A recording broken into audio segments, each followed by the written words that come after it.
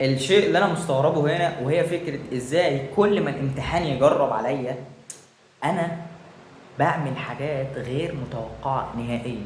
يعني المنطقي ان المفروض الانسان كل ما امتحاناته جربت، يعني مثلا عندك امتحان الاسبوع الجاي، فالمفروض ان انت تذاكر ليه؟ ان انت اصلا ما فتحتش المنهج من السنه اللي فاتت، من بدايه السنه او بدايه الترم. فبالتالي انت لازم تحترم نفسك وتذاكر علشان ما تتهنش وما تتخزوقش في الامتحانات. ده المنطقي والمعروف في العقل البشري.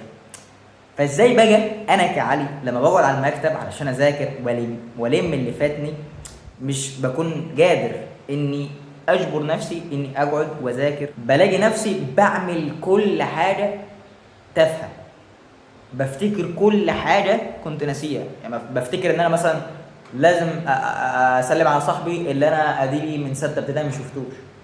بفتكر مثلا انا لازم اود خالتي اللي انا دي سنه ما شفتهاش ولا سلمت عليها. فانت بتجيلك افكار وحاجات فبتعملها فورا فورا، مع انها قد تكون صعبه واصعب من انك تذاكر تقعد على المكتب وتذاكر المراجعات والامتحانات، ومع ذلك بتعملها. ده بس علشان تهرب من فكره المذاكره وانك ما ترجعش المواد اللي متراكمه عليك. فانا لحد النهارده مش قادر افهم السبب الغير عقلاني والغير منطقي بالنسبه لي. يعني انا حاسس ان العجل ده مش معايا بالعكس.